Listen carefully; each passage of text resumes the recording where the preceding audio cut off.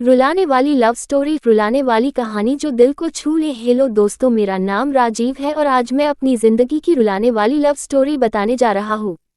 जीवन में जो आप सोचते हो कभी कभी उसका ठीक उल्टा ही आपके साथ हो जाता है। मेरे साथ भी कुछ ऐसा ही हुआ, इसलिए आज मैं आपको अपनी रुलाने वाली कहानी बताने जा रहा हूँ। वो हमारा स्कूल का दिन था जब मैं एक श्रुति नाम की लड़की को पसंद करता था। उस समय मैं 10th क्लास में था, श्रुति भी 10th क्लास में ही थी। हम दोनों एक दूसरे को पसंद करते थे। उस समय मैंने अपनी दिल की बात उसे बताई और उसने मेरे प्यार को एक्सेप्ट कर लिया। हम दोनों एक ही बस में स्कूल जाया करते थे। बस में अक्सर मैं उसकी बगल वाली सीट पे बैठ जाया करता था और वो पल मानो मेरे जिंदगी के सबसे खूबसूरत पल थे। क्लास में लगभग सभी को हमारे प्यार के बारे में पता था।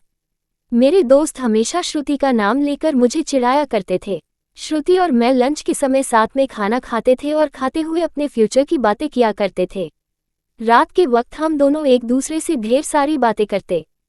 हम दोनों अपने अपने सपने एक दूसरे को बताते और न जाने बात करते करते कब हमें नींद आ जाती और हम सो जाते थे।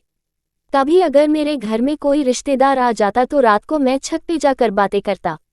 यहाँ तक कि मैं ठंड के मौसम में भी छत पे जाकर श्रुति से बातें करता। हम दोनों ने साथ में न जाने क्या क्या सपने देखे थे, शादी, बच्चे और यहाँ तक कि हमने बच्चों के नाम भी सोच रखे थे। स्कूल तक तो हम दोनों की प्यार की गाड़ी काफी अच्छी चल रही थी, लेकिन जैसे ही हम कॉलेज में गए तो धीरे धीरे सब कुछ बदलने लगा।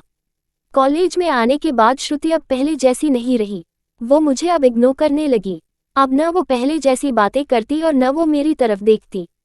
मैं सोचने लगा, ये श्रुति को क्या होता जा रहा है, वो मेरे साथ ऐसा क्यों कर रही है।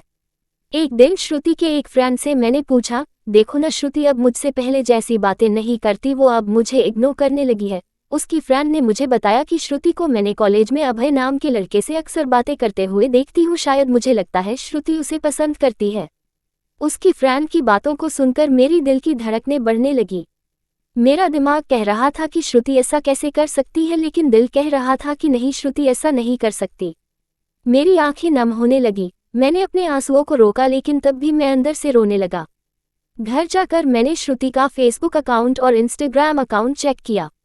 मैंने देखा कि श्रुति ने अभय को फॉलो किया हुआ है और उसके फोटो पे लाइक और दिल वाले इमोजी का कमेंट भी था। मैंने तुरंत श्रुति को कॉल किया, लेकिन उसने मेरे कॉल का जवाब नहीं दिया। अगले दिन जब मैं कॉलेज गया तो श्रुति से मैंने पूछा, क्या तुम अभय को पसंद करती हो? श्रुति, ये तुम क्या बोल रहे हो? मैं जो पूछ रहा हूँ उसका जवाब दो। क्या तुम अभय को पसंद करती हो, हाँ या ना? श्रुति, अभय और मैं बस एक अच्छे दोस्त हैं। उसने मेरे सवालों का जवाब नहीं दिया। मुझे समझ नहीं आ रहा था कि मैं क्या करूं। मैं अब काफी चिड़चिड़ा हो गया था और छोटी छोटी बातों पे नाराज हो जाया करता था। श्रुति अब पहले जैसी नहीं रही, वो अब बिल्कुल बदल चुकी थी। एक दिन मैंने श्रुति को अभय का हाथ पकड़कर कॉलेज ग्राउंड में बात करते हुए देखा। मैंने अपने फोन से उन दोनों का फोटो क्लिक कर लिया। कॉलेज खत्म होने के बाद मैं श्रुति के पास गया और उससे कहा, श्रुति 2 मिनट, मुझे तुमसे कुछ बातें करनी है। श्रुति, हाँ बोलो, क्या बात करनी है? राजीव, तुम अभय को लाइक करती हो ना? श्रुति, मैंने तुम्हें कल ही बोला था कि अभय और मैं बस एक अच्छे दोस्त हैं। राजीव, सिर्फ अच्छे दोस्त हो ना? तो ये फोटो देखो, एक दूसरे का हाथ पकड़कर क्या बातें हो रही थी। श्रुति गुस्से से मेरी तरफ देखी और बोली, हाँ मैं उसे लाइक करती हूँ, तुम्हें उससे क्या प्रॉब्लम है?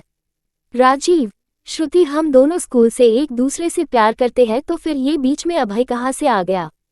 श्रुति, स्कूल लाइफ वो हमारा बचपना था, बस वो प्यार नहीं था और हम सिर्फ एक अच्छे दोस्त हैं। मैं अब जा रही हूँ, बाय, हम बस अच्छे दोस्त हैं। ये बोलकर वो बड़ी आसानी से चली गई। मेरे और मेरे फीलिंग्स के बारे में उसने एक पल भी नहीं सोचा। मैंने तो उससे सच्चा प्यार किया था।